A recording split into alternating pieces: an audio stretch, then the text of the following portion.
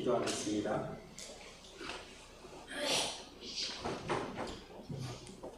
우주 만물을 창조하시고 세계 열방을 다스리시는 하나님, 주님께서는 이 나라와 이 민족을 사랑하셔서 유구한 역사 속에 동행하시며 은혜를 베풀어 주셨습니다.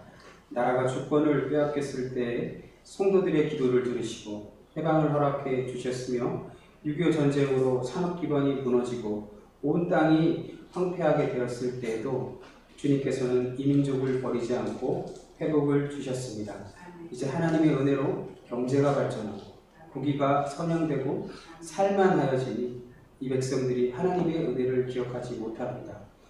믿는 성도들은 하나님께서 원하시는 의로운 삶을 저버리고 있으며 믿지 않는 세상 사람들은 하나님을 비방하며 죄악과 관영한 시대를 열어가고 있습니다.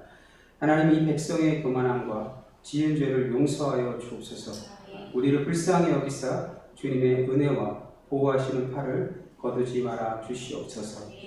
사랑의 하나님 아버지, 이 시간도 하나님의 말씀을 들고 부족한 종이 섭니다. 하나님 말씀의 은혜를 더하여 주시고 온전히 선포되어지는 말씀이 하나님이 기뻐하시는 합당한 말씀 되게 하여 주시옵소서. 감사합니다. 예수님의 이름으로 기도드립니다. 아멘.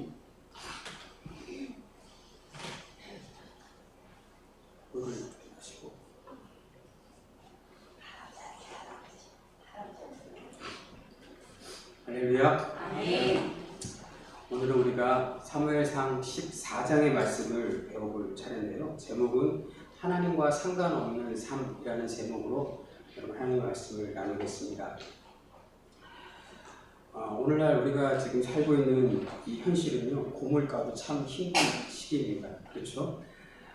뿐만 아니라 이 산업적으로도 지금 수출이 안 돼서 나라 경제가 지금 굉장히 어렵다고 합니다. 또 고령화, 또 저출산, 또 이 부동산 문제는 큰 뇌관이 될 거라고 전문가들이 얘기하더라고요. 그래서 가계대출이 전 세계 우리나라가 1등입니다. 우리나라는 참 1등을 잘하는 것 같아요. 나쁜 것도 1등 잘하고 좋은 것도 1등 잘하고 좋은 것만 1등 했으면 좋겠습니다. 근데 이런 모습, 이런 정황들이 우리의 삶 속에 깊숙이 들어오잖아요. 그죠? 뭘 하나 사더라도 비싸니까. 이게 이렇게 올랐구나. 네. 그러니까 지금 그런 어려운 삶에 우리가 지금 살아가고 있는데, 믿음의 사람은 여러분, 현실에 지배당하지 않습니다. 현실을 보지 않습니다.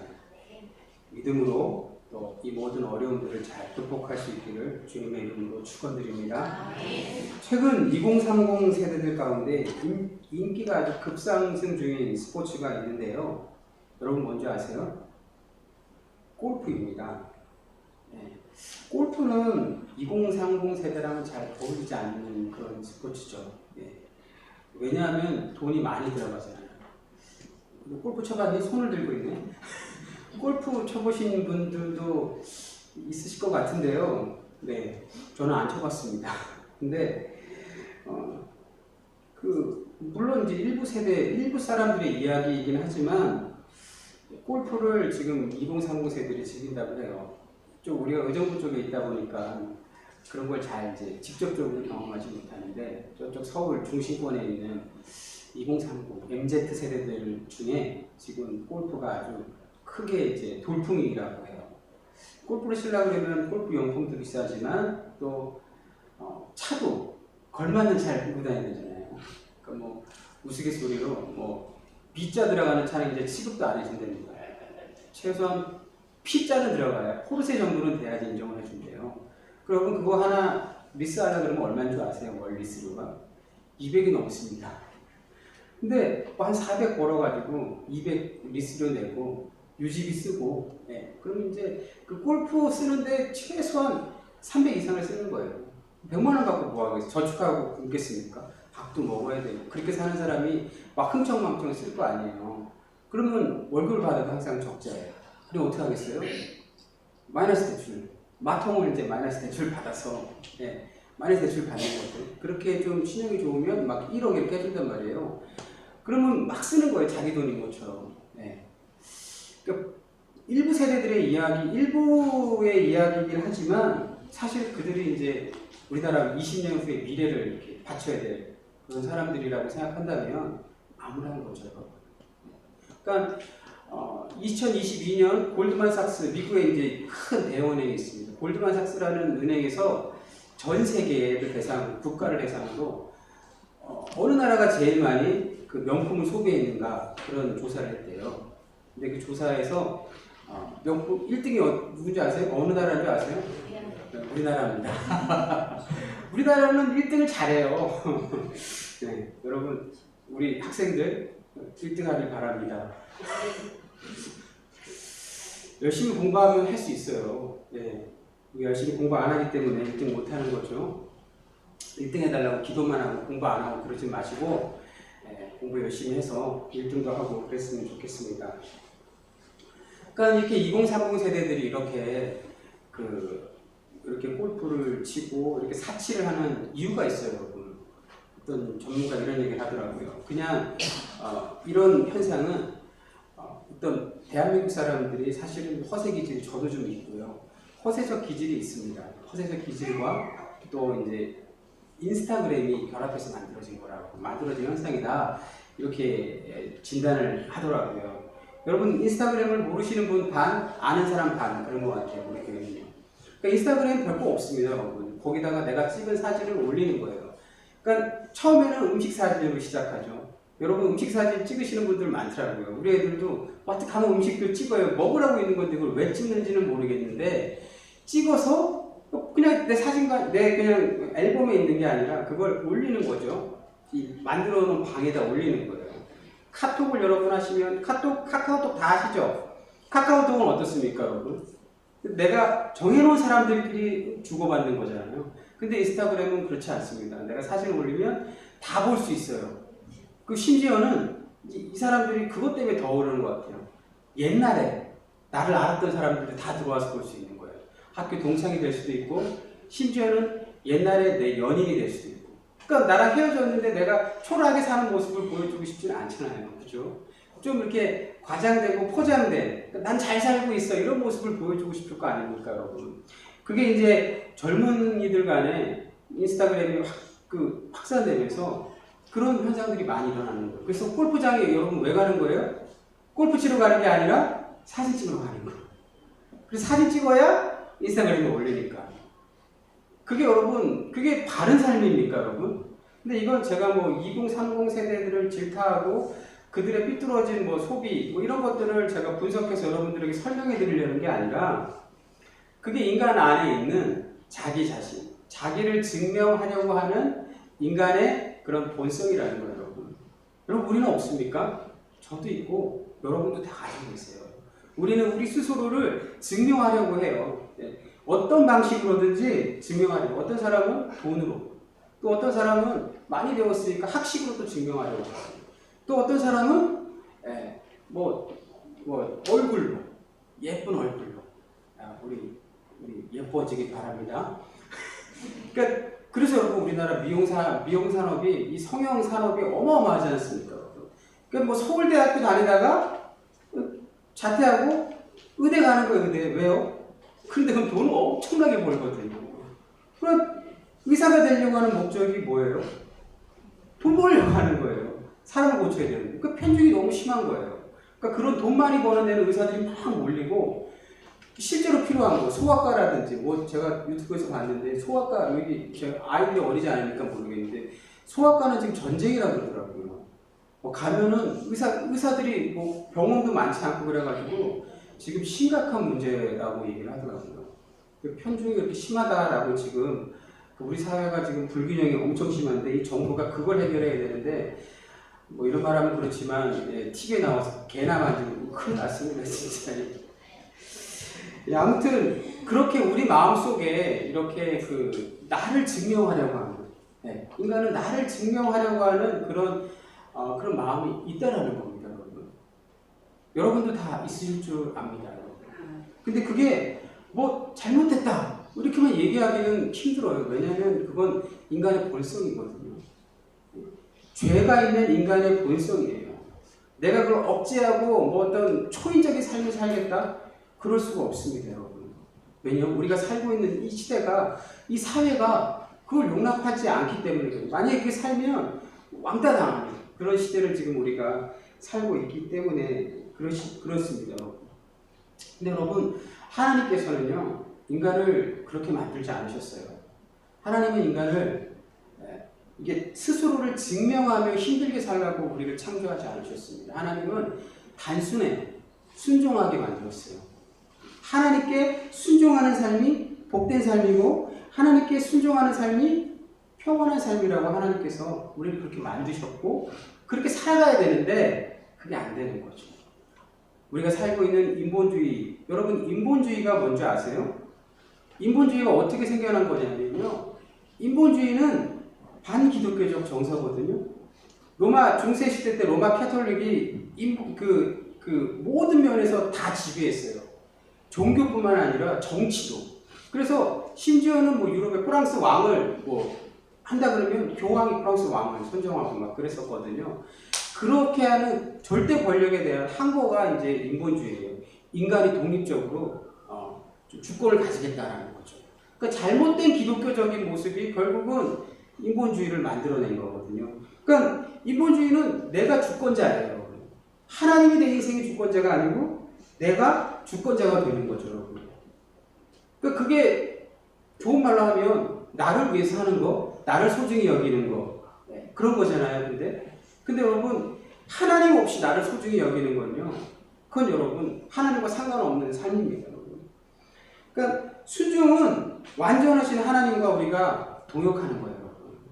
오늘 요나단이 하나님과 동역했던 것처럼 사랑하는 성도 여러분들의 삶이 하나님과 동역하는 순종을 통해서 하나님과 동역하는 삶이 되기를 주님의 이름으로 축원드립니다. 사무엘 14장에서는 여러분 이 두 인물이 나와요. 그러니까 다 읽고 좀 설명해드리면 좋았는데 두 사람이 나오는데 한 사람은 사울이고 한 사람은 그의 아들 요나단입니다. 한 사람은 끊임없이 자기를 증명하기 위해서 살았던 사람이고 또 한 사람은 하나님께 자기의 인생을 드리며 살았던 사람이에요. 그래서 먼저 우리가 하나님과 상관없는 삶을 살았던 사울의 이야기를 좀 해보겠습니다. 하나님과 상관없는 삶을 사는 사람들, 왜 이렇게 많이 꼬이는지 모르겠습니다. 하나님과 상관없는 삶을 사는 사람들의 첫 번째 특징은요, 자기를 높이는 사람입니다. 자기를 높이는 사람. 사울은 이 하나님께서 지명하여서 이스라엘의 왕이 되었습니다. 하지만 이스라엘 백성은 그가 베냐민 지파, 당시 이제 12개 지파 중에 베냐민 지파가 가장 약한 지파였어요. 그래서 인구가 제일 작았어요. 그래서 그 베냐민 지파 사람이라 사람들이 이스라엘 백성들이 그걸 왕으로 인정해주지 않았어요. 그래서 어떻게 했습니까? 그냥 기름 부음 받고 집에 가서 농사 지내고 있었잖아요. 그런데 이런 사울을 생각하면 좀 치근한 마음이 있는 것이죠. 그러니까 그가 하나님께 선택받은 게 결국 그의 능력 때문이 아닌데 그는 착각을 한 거죠. 그래서 그가 하나님께 선택받은 건 그가 연약했기 때문이에요, 여러분. 하나님은 연약한 자를 사용하세요. 그러니까 자기 주장이 강하고 자기 주권이 강한 사람은 하나님께서 사용하지 않습니다.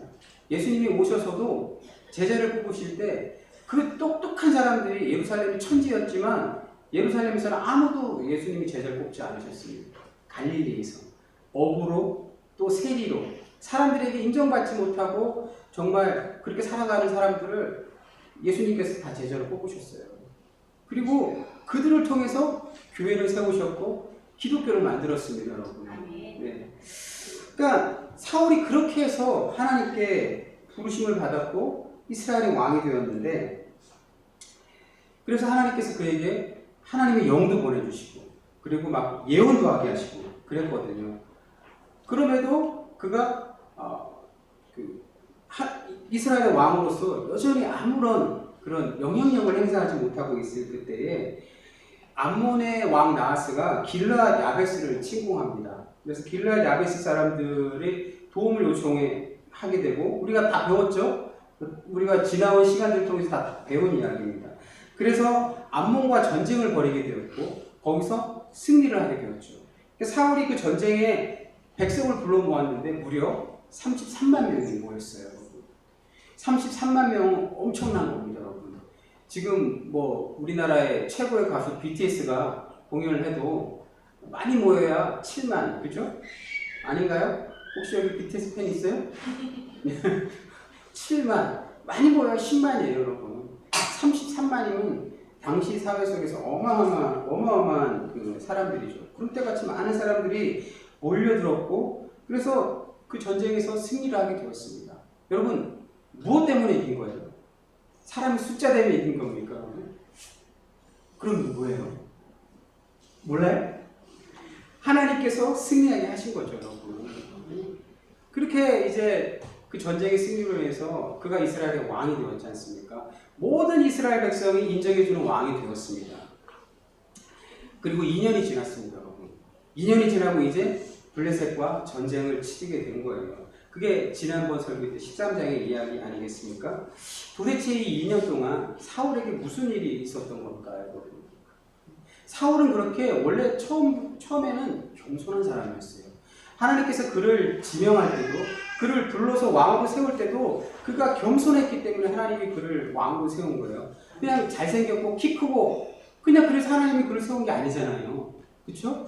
분명히 왕으로 세울 만한 자격이 되었기 때문에 하나님이 그를 왕으로 세웠는데, 그가 2년 동안 도대체 무슨 일이 있었는지 사람이 확 달라진 거예요. 180도. 네. 그래서 그 2년 동안 아마도 왕으로서 그 전까지 누리지 못했던 그런 권세와 그런 모든 맛을 봤을 거 아니에요. 사람이 여러분 처음에는 그 사람이 좋았는데 그 사람이 어떤 환경 속에 들어가게 되면 그 환경이 주는 영향으로 인해서 사람이 변하잖아요. 그렇지 않습니까? 그러니까 예전에 제가 뭐 있을 때 그 청년들하고 이렇게 얘기할 때 청년들이 그 막 나이트장 같은 데 가고 예배를 세우고 교회 예배를 드리고 그랬어요. 그러면서 하는 말이 뭐였냐면 우리가 가면 다 할 수 있다. 뭐 이렇게 얘기했거든요. 천만의 말씀입니다, 여러분. 그 환경에 들어가잖아요. 그 환경에 동화됩니다, 여러분. 되게 피해야 되고 성경도 그래서 가까이 가지 말라고 얘기하는데, 네. 그렇게 이 2년 동안 사울이 그 세상의 맛을 본 거죠. 이른바 이스라엘의 왕으로서의 권력의 맛을 보지 않았나 저는 그렇게 생각합니다, 여러분. 그래서 이 세상의 마음을 빼앗겨 버렸습니다. 그러니까 하나님의 뜻이 그에게는 중요하지 않게 되어버린 거죠. 그러니까 블레셋과의 전쟁은 사실 쉽지 않은 전쟁이었어요. 뭐 알겠지, 지난번에도 설명드렸던 것처럼 이 전력상으로 너무나 압도적으로 블레셋이 우위였기 때문에 이 전쟁은 절대로 이스라엘이 이길 수 없는 전쟁이었습니다. 그런데 여러분, 사울은 그 현실을 중요하게 여겼던 사람이에요. 그러니까 현실주의자가 되었던 거예요, 여러분. 그러니까 자기 현실 속에서는 지금 이 전쟁은 나에게 합당한 전쟁이 아니라는 거예요. 왜 그랬습니까? 자칫 잘못했다가 이 전쟁을 통해서 내가 그동안 내가 전쟁을 통해서 이스라엘의 왕으로 내가 인정을 받았는데 이 전쟁에서 패하게 되면 내가 이제 이스라엘 왕으로서 인정받지 못하겠구나 라는 그런 합리적인 추론이 생기지 않겠어요, 여러분? 그러니까 이 전쟁은 좀 피해야 될 전쟁이 된 거예요, 여러분. 사람들에게 인정받고 또 인정받기를 원했던 사람이 여러분 사울입니다, 여러분. 그러니까 우리나라의 현실도 그래요. 계속 제가 뭐 이렇게 해서 좀 싫어하는 건 사실이니까. 네. 그러니까 인기로 지도자를 뽑으면 안 되는 거예요. 절대로 인기로 지도자를 뽑으면 큰일 나는 거예요. 능력으로 지도자를 뽑아야 되는 거죠. 능력으로. 능력이 없는 사람이 지도자가 되면 그 나라는 끔찍합니다. 우리의 기본의 역사를 보면 알 수 있지 않습니까? 임진왜란 때, 병자호란 때, 그 지도자들의 면면을 보십시오. 완전히 그 지도자가 능력이 없으면 그 나라는 망할 수밖에 없어요.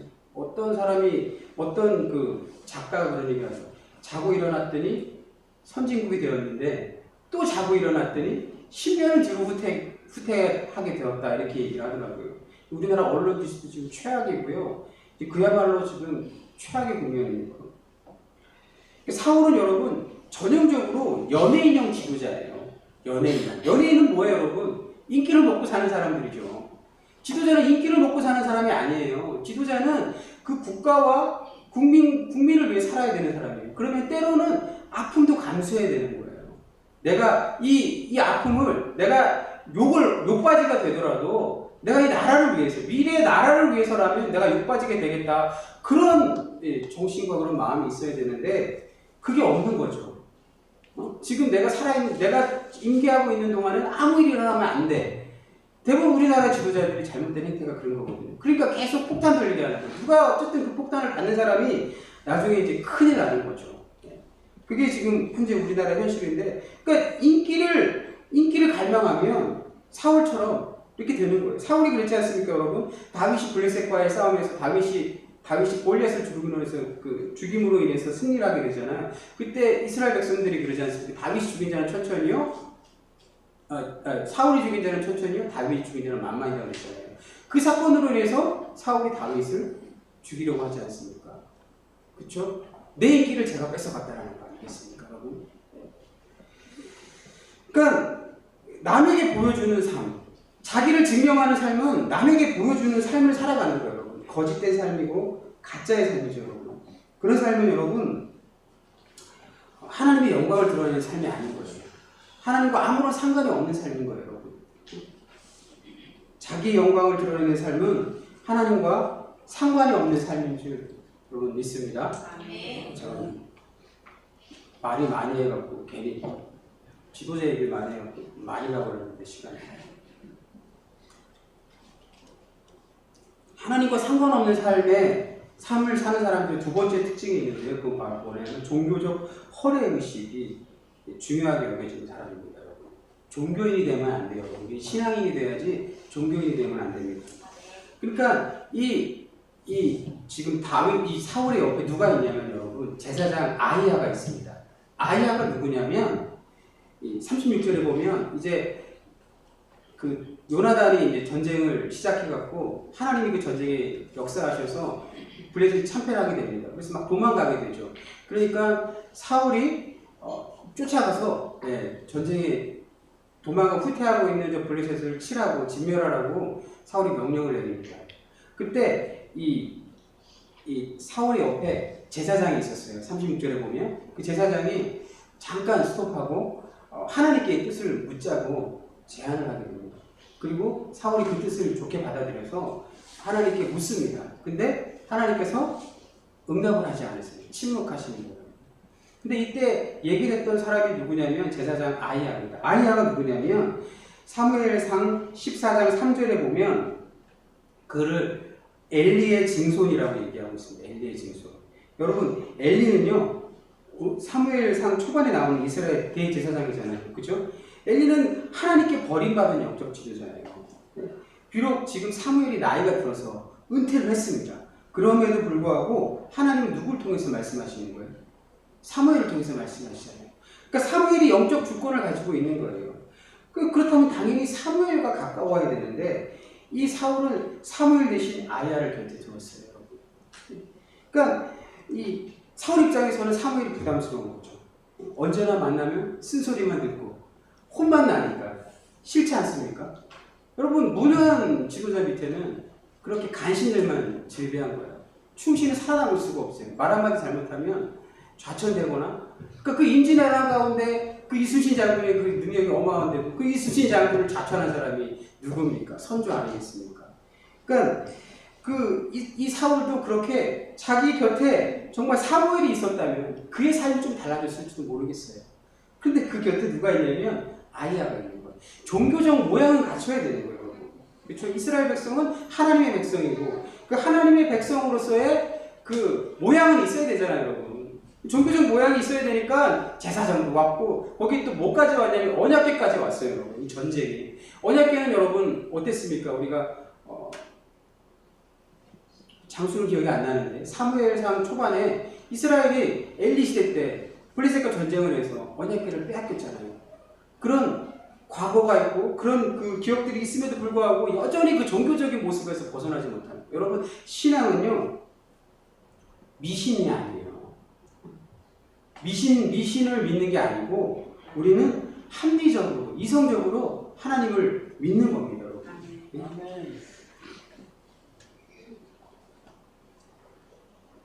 그렇게 여러분 이 사울 곁에 아히야가 이렇게 있었던 거예요. 그러니까 이게 지금 이 사람 옆에 우리 주변에 누가 있는가? 여러분 한번 돌아보십시오. 내 주변에 어떤 사람이 나와 함께하고 있는가?